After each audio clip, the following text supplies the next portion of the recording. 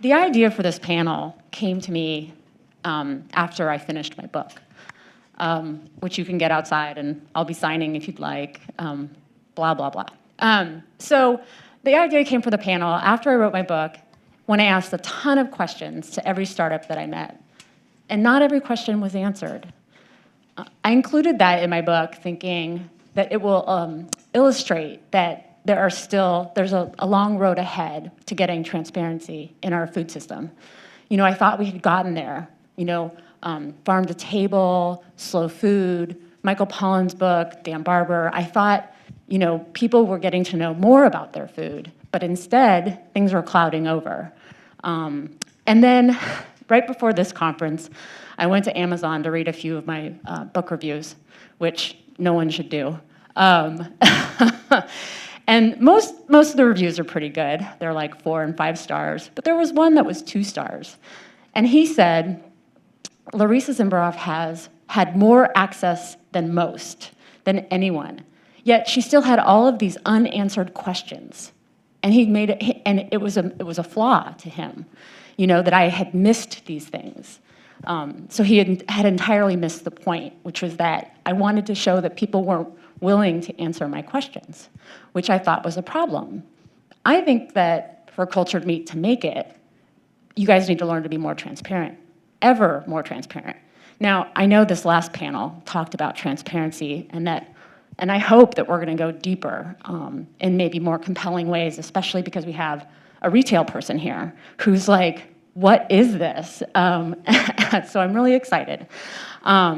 So anyways, we're going to talk about how synthetic bio startups can be more transparent with consumers. So we're really focused on consumers.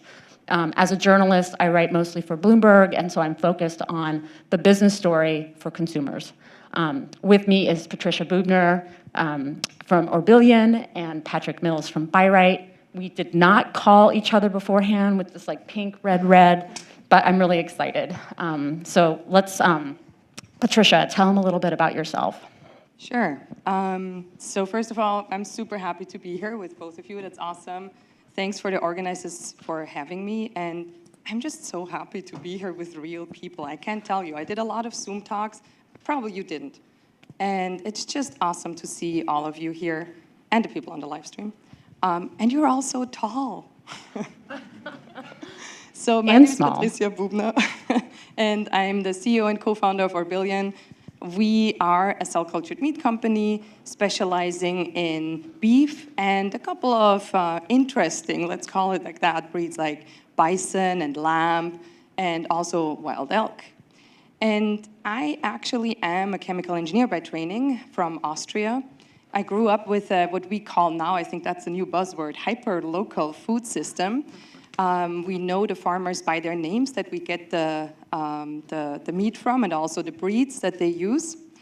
And I moved here for my postdoc to UC Berkeley, and that's where I got in touch not only with more science, but also with the local movement in food, really. I mean, in Berkeley, you know, Alice Waters, Chez Panisse, the Edible Schoolyard, you name it, and also founded a food project there. So, long story short, that's kind of led me on my path. Can we pursue that in new food that we are creating in a more sustainable way? Can we do that farm to table? Patrick.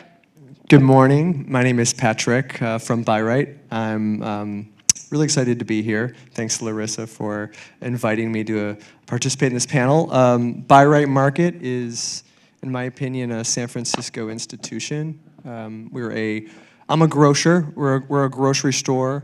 We have 2 markets, one in the Mission District near Dolores Park, the other in the center of the city near Alamo Square, where you can find the Painted Ladies on Divisadero.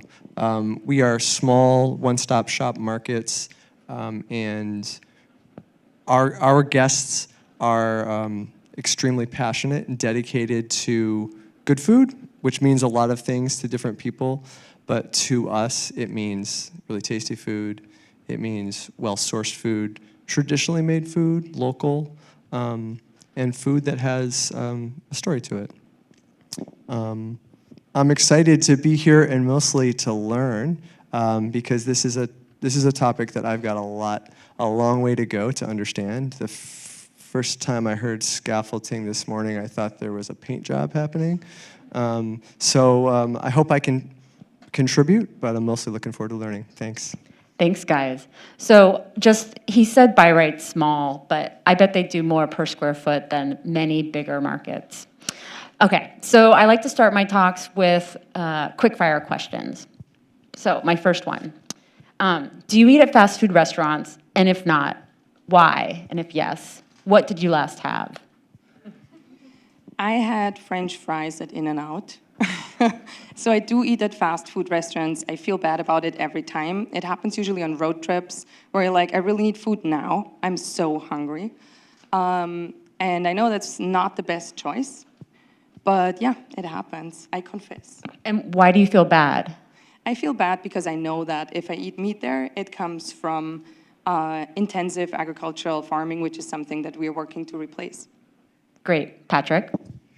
I don't eat at fast food restaurants. If it does happen occasionally, it's it's a complete indulgence. And I think I know a lot about where that food comes from and how it's impacting not just the farms that some of that food comes from, but also the people and especially your body. That stuff is terrible for you. Great. And my answer is that I haven't eaten at a McDonald's since I was like 6, 7, 8, going on our way up to Mammoth and getting the breakfast. But I'll go back when the McPlant launches to try it, and I'm going to see if Paul Shapiro will go with me. Okay, thanks. So one more quick fire, which is, are there any companies that you think are doing it right when it comes to transparency? For me, as a consumer, yes, there are several.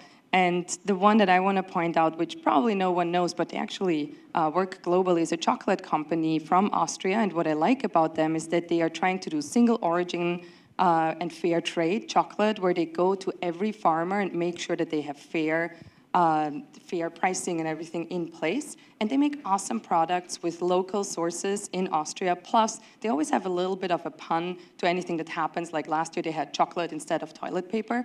It was pretty funny. Patrick?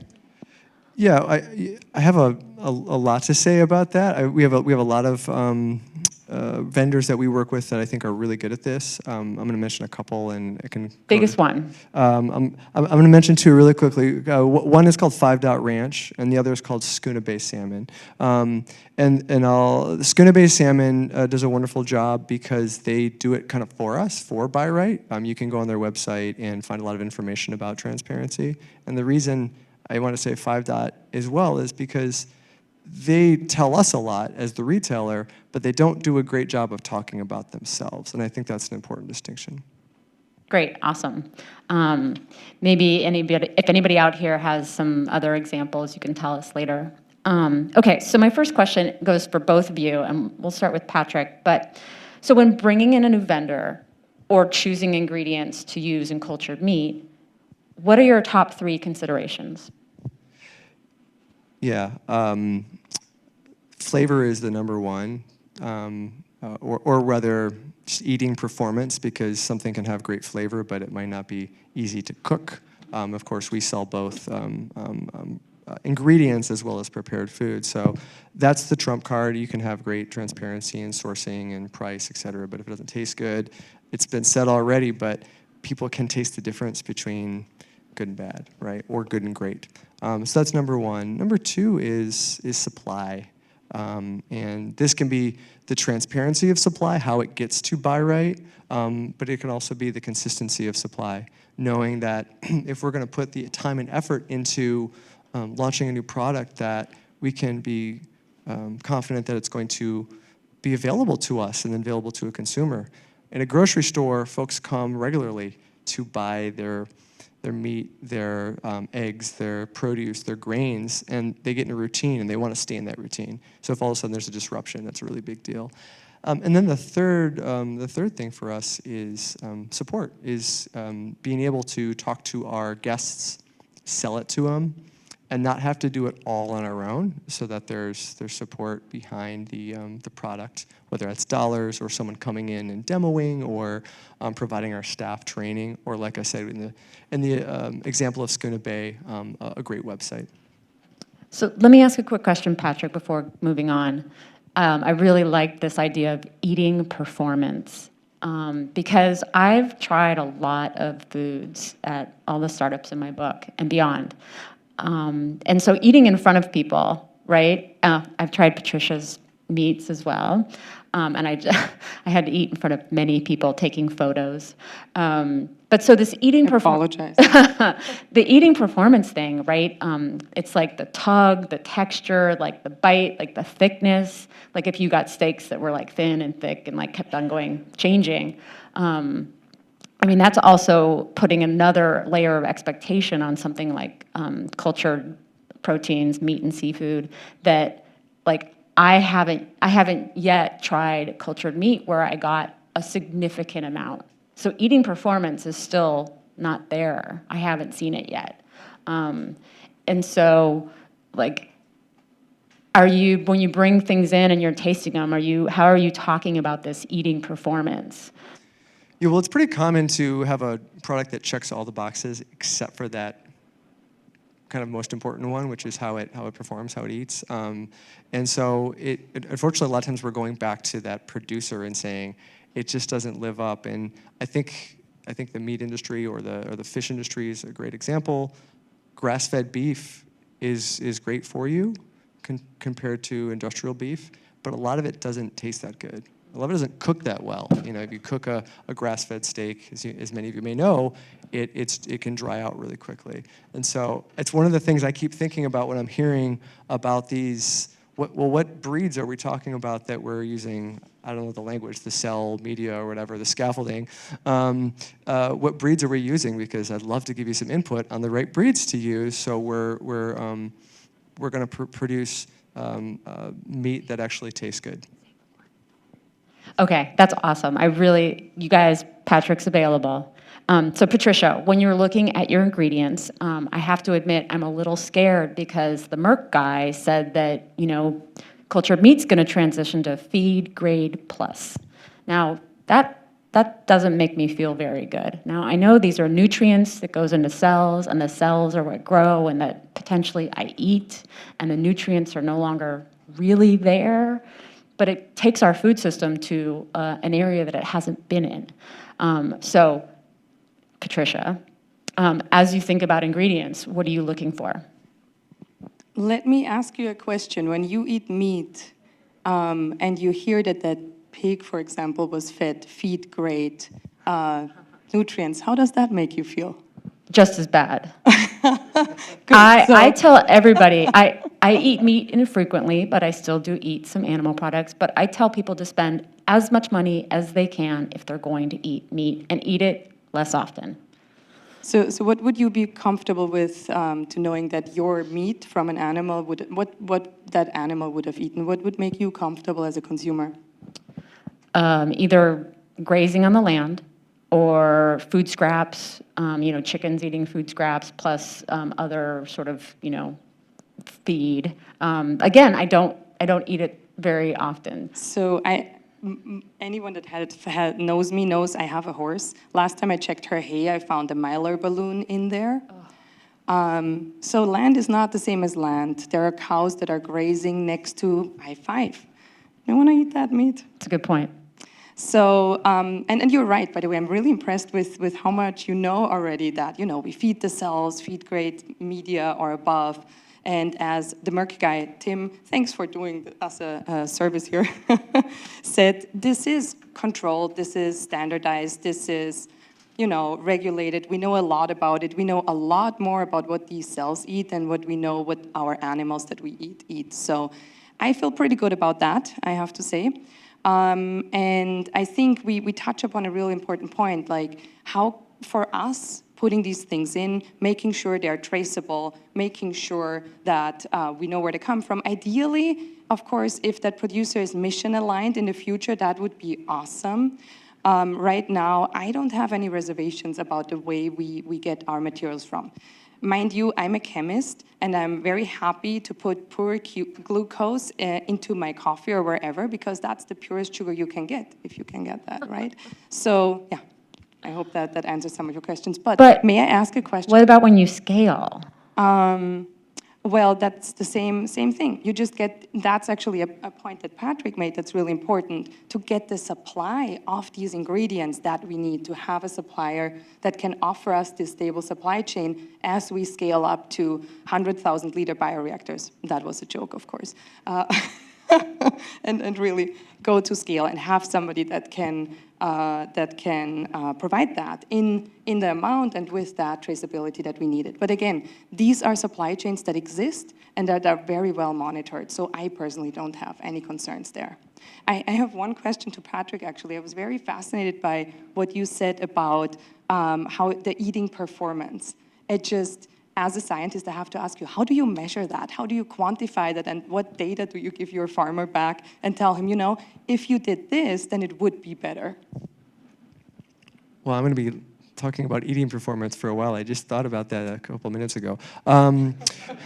Well, a lot of it is about cooking, and if you think about the performance in a frying pan and the water content, the fat content, and being able to reliably do that over and over again. I mean, I cook eggs every single morning for my 2 daughters, and I can sort of turn on the heat and know how long the frying pan has been heating up, crack a few eggs, put them on there because I use the same brand of eggs, and I know exactly, you know, how long to stir them and before I put them on the plate. And I think eating performance is about consistency, and then it's about the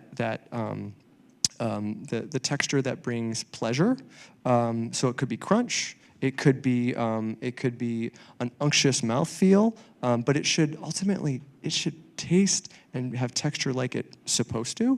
So what you would expect from a steak or from chicken or something like that. And then there's that finish. And I think this is one of the big things that a consumer can taste if they stop and think about it. When you taste like a grain finished a cow versus a grass finished cow, is the finish. And the finish is cleaner. So those are just a couple of things off the top of my head. And so if I would tell you I could give you the same performance over and over again all the time with a very traceable product, would you feature our Billions Meats? Well, I would not do that until I tasted it, because I think what I gotta invite you now. Yeah, well, I can't. Well, you come on down and we'll taste it at Byrate. Awesome. But I think if we really can reproduce it, we would definitely see people adopt it. But I think there's going to be a high degree of skepticism. This isn't a question I gave you, but like, is there a day when we can have like a QR code be on my package of meat, cultured meat, that is going to tell me everything I want to know? Are you willing to do something like that? So that would go back to the question, what is it that people want to know, right? What is it that you want to know versus other people want to know about the food? There is what we're doing is difficult.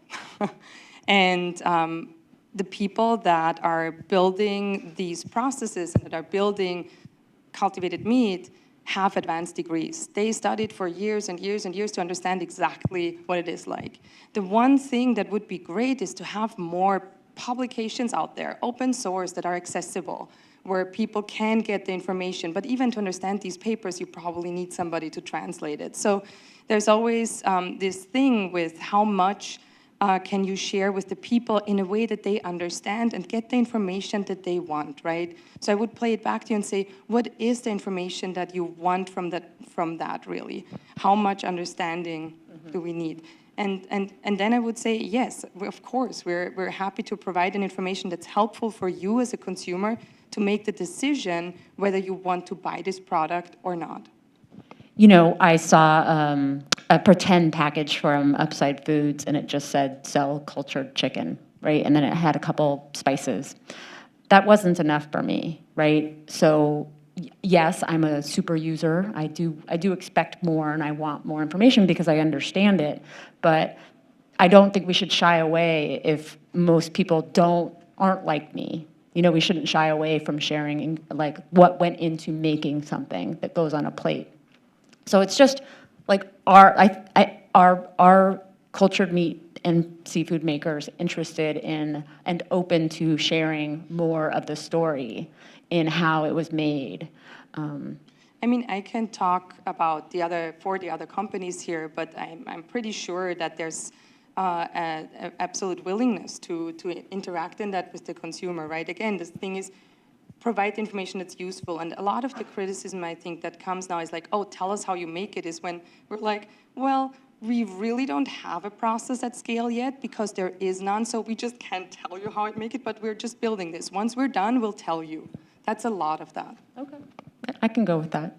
So I want to flip to something that Patrick brought up, but Patricia, this is to you, which is the story of the cell's origins, right? So once you get that biopsy from the animal, and then you are creating your cell lines, you don't keep going back to that animal, but does that animal live on with your company? And like, how do you convey story when it comes to like the farmer that you started with, and how, like, in 2 years, is that story still with you?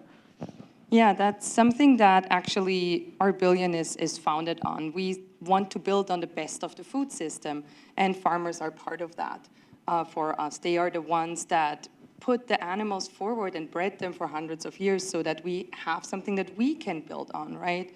So yes, I think when you were at our tasting, the one thing that I found so mind-blowing is just talking to people and ask them, so how is it to know that you just ate meat from an animal that's still alive? And it was a very, very emotional thing that even I was surprised about, that it was that emotional. We even talked to people that have worked with meat for years and then said, oh, wow, this animal is in fact still alive. That is a mind-blowing just opportunity for all of us to be able to do that and finally don't have to feel ashamed that we're killing animals to eat them, right? So I think, yes, this story is important, the story will be important, and we must not forget the people that are generous enough to work with this industry. And for us, these people are friends and are people that we work fairly with, and we want to make sure to put a label forward where we say we are fair to farmers, and we have this story, and we're willing to tell this story. So would that farmer get like royalties or something? You know, that's at the discretion of us and the farmers. But we definitely sit on the table and make sure that they are involved and they know what we are doing and that they get this fairness extended to them. Because it's always a dialogue, it's right. What we think is fair, a good advisor of mine told me, we're all demanding things that we don't deserve. I just want to take a moment to say, if you like a question has come to mind, feel free to go to the mic, and I can go back and forth. But if you start thinking now and get on over there, and I'll jump to you. Patrick, what kind of questions do you get from customers? And although I notice you call them guests, and I'd like to know, like, right, there's the story, right, the romantic notion of where something came from, and then also the things that I want to know, which is what went into this. Tell me, share some of your Yeah, knowledge. sure. And we call them guests because it evokes something that's more hospitable and warm than transactional. So I just want to mention that as I thought about this, we're trying to create the result of transparency, which I think is trust. We're not trying to just be transparent, because if a guest trusts your brand or your business, then you've got them. And so a lot of the questions are either about building that trust, or they're, frankly, we've already established that trust and we're just trying to create a basic need or fulfill a basic need. So the most common question that we all have every day is like, what are you going to eat for dinner, lunch, breakfast, whatever? And they're coming to us to understand that, and we're giving them information. And then it's how to cook this. It's back to my question about performance. And then there's the slew of other questions. What did this animal feed, or how is this produce farmed? Then there's the secondary. Who was it that farmed this? Are they documented? Are they undocumented? How are they treated? Do they have basic rights? And then there's the tertiary. Who owns the company that I'm buying from? And that's an important one I think I want to stress, because some of the names I'm seeing in the slides today would make my guests run for the hills. They don't trust some of these companies, and sorry to say that, but that's the reality of it. So if you're going to build a company that's creating something brand new and you need investment, think about who you're getting that money from, because that is part of creating trust with the consumer.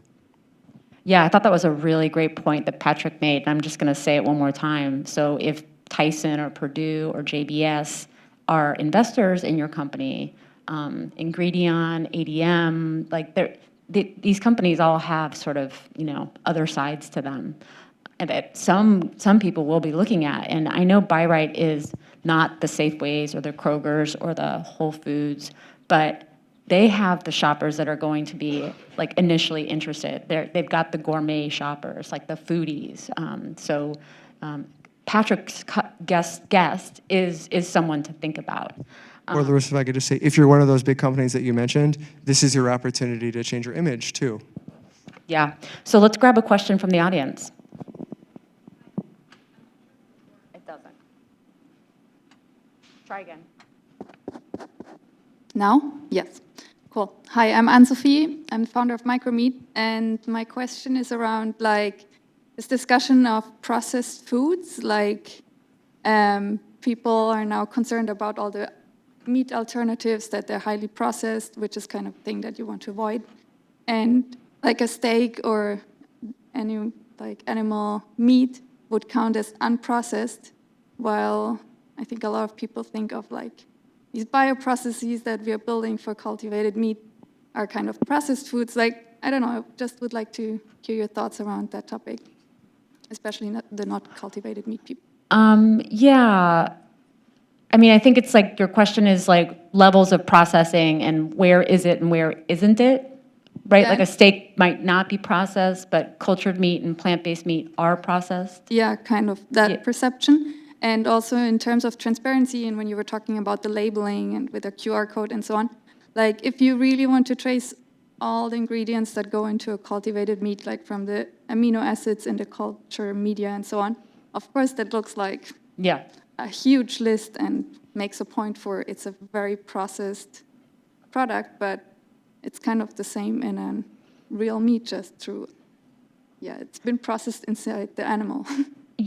Yeah, I mean, there are, so I talk about this in my book. There are levels of processing in almost everything we eat. Even in the beet that grows from the ground, right? The seed was made and fertilizers were added, and then it was grown and taken out of the ground. But I sometimes will talk about steps in production, or how many countries needed to make ingredients to go into something. And to me, that's something important to think about. The American diet is full of industrialized processed foods that have many hands involved in each component, and that we're not in a great place with our diet. And so to think that continuing it on just by changing the source, right, animal versus no animal, isn't like the panacea we think it is. So I'm going to leave that question there because it's a little complicated and we only have 11 minutes left, unless one of you guys wants to jump in. If I could just mention, I think a lot of the consumers that we work with, they understand the difference between bad processed and just processed. Cheese is processed, salami is processed, wine is processed. You can go deep on what actually is in wine and it would gross you out. But I'd bring it back to the trust factor. If you're processing it and those processes are for a good reason, whether it's safe preservation or flavor or whatever it is, then I think the consumer is going to accept it. So I'm going to piggyback on that because one of the questions I asked Patrick to consider is Buy Right is now carrying plant-based meats and plant-based cheeses. And tell me what goes into just selecting those, because I know that the sales are growing for you, but you only have a subsection of what's actually available on the market. Yeah, we've tried hard to use some of the same sourcing process that for those new products that we do for traditional products. So it's back to, and I'm going to use cheese for a second. There's lots of cheeses that are thrown our way that say they're a cream cheese substitute, and maybe you taste them with a spoon and they taste great, but then you put them on a heated bagel and they turn to liquid. And so it's right back to, does it perform the way it's supposed to Is it like the thing it's trying to replicate? Is that the mouthfeel? Does it taste? And then I know everyone here wants to talk about ingredients, and I would put that right back on you all about what goes into this. Do you feel good about what's going into this? Would you feed it to your children? And then what impacts is it having beyond the manufacture of that product, the extraction of the raw materials? What's happening there? Palm oil, coconut oil, we're looking at you. That's exactly right. Yep. So you all in this room know those things better than I do right now and better than the consumer. So we can build it right. And that's going to make this, I believe, like you all, that we need to feed the world through changing things. I think it's probably more than just cultured meat. It's probably plant-based meat. It's probably going back to traditionally made good meat that we eat less often is more expensive. But if we do the cultured meat right, I think it'd be a big part of the future. We got to take the show on the road. I agree. I totally agree. And I think the other part is that it's also as a level of entitlement to be able to think about these things, really. And, we also think with all this thinking about traceability, we sometimes need to make compromises in order to feed the world in traceability, not in quality or in safety, of course, because there are things like you said, the diet that a lot of people eat come from a lot of ingredients being there in large amounts, such as high glucose corn syrup, for example, right? And then they are being made in products. And in order to meet the price point that some consumers want, this is what you get. So you get what you pay for. And I think by seeing where this discussion goes, this is just very, very complex, and we need to be careful how we're doing that, which knobs we're turning, because the food system is complex. And also because there's a lot about our nutrition that we do not understand. That's a fact. There are a lot of studies out there. Everybody of us knows it, of course, and there are heated discussions. But in reality, if you talk to 10 people, you get 10 different opinions on what is highly processed, not enough processed, healthy for you, not healthy for you, causes cancer, maybe not. So, it is complex. Yes, it is. So I'm going to ask one more question, then I'm going to get to you 2 or 3. The FDA and the USDA are working together right now to consider this idea of cultured meat. How far along it is, we don't know. Do you think that, so the FDA is a reactive agency, they don't proactively look out for our health, but is there a way, because they're looking at this new food category, is there a way that the USDA and the FDA can be helping to bubble up greater transparency? Patricia. So my question to you is, why do you think that they are not proactive? Oh, I know they aren't. Okay. They don't, it's how they work. Okay, I don't have that experience, I have to say. So far, I think... I'm a former FDA person, and I'm going to tell you that the agency is very proactive. I'm tired. Well, okay, I am making a sweeping generalization, but in general, it is a reactive agency like health, like Heme, okay? So Heme in the Impossible Burger, right? They've given it grass, and whether or not there are any problems with it, we don't know, and the FDA doesn't truly know until there gets to be enough complaints about something, and then the FDA will jump in. So, and that's the respect that I meant, that they're a reactive agency. But we can't, I don't want to do a back and forth on this. Yeah, but I do appreciate and would love to talk to you after that fact. Yeah, for me, it's just something also where I think I have a different opinion.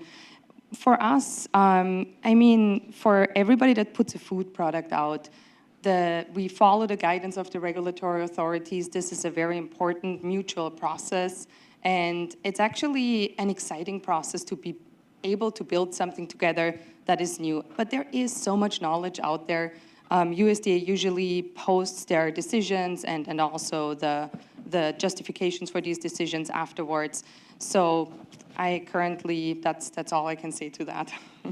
Yeah, I'm just looking for greater conversation, right? And so when I hear things like, Upside Foods and the USDA and FDA are like working in closed door meetings and talking about what they're going to do, it's like, I want more of that done in the limelight.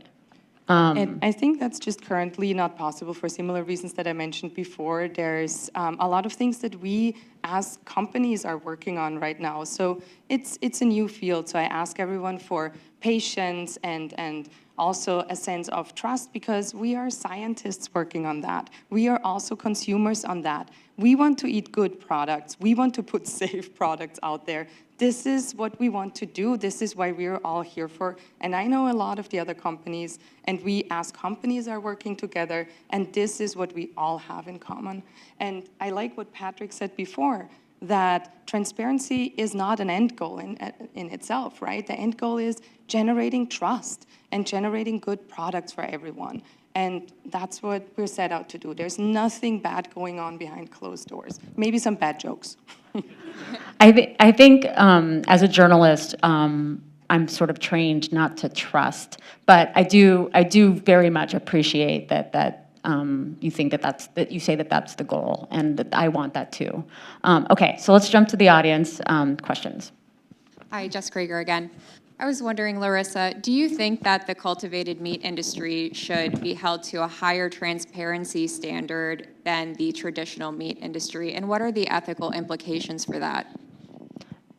And I think I think everybody should be held to a higher level of transparency, including the industrial meat sector. Well, right? then How are your we should be workers? asking the traditional meat industry to have higher transparency and say what they put in their feed for their animals and how their animals grew up and all of that. Absolutely. Yeah. Yeah. I wouldn't think that cultured meat has to do. This is my opportunity, because cultured meat is in its infancy, right? To get to say and have like a thought and an opinion. I don't really want to write about commodity meat, but I could, and then I would take that same critical lens to them. But it's not really it's not really my topic of focus. But I would have the same expectations. I think it should be fair to focus on both, however. If you're talking about transparency for cultivated meat, also discussing transparency for the traditional meat industry. You're right. I could absolutely have said, we are not getting this level of transparency in commodity meat. Great. Yeah. Thank you. Yep. Hi, Paul. I hope this one's not for me. It is. Hi, Paul Shapiro with the Better Meat Co. First, Patricia, congratulations on having the coolest pants in the entire conference. Thanks for acknowledging that. I tried hard. It looks kind of like filamentous fungi under the microscope to me. I don't know if that was your intent, but it looks really cool. Or Halloween, one of the two. Larissa, you wrote a whole book on this topic, and this is really more of a question, I guess, for both you and for Patricia. You know, we're talking here about an industry that, as you just correctly pointed out, is in its infancy. Plant-based meat has been around for decades. It still is not even 1% of the volume of the American meat market, let alone global meat market. So lots of people have made predictions, mostly that turned out not to be right, about when cultivated meat would be on the market. But my question for you is this: now that you're an expert, having written this book, and Patricia being involved in the industry, when do you think that cultivated meat will represent 1% of the total meat market? So it's 0.0% now. What do you think will be when it gets to be 1% of all the meat that is sold in the United States or in any country? Any country? Okay, let's think. What's the smallest country I can think of?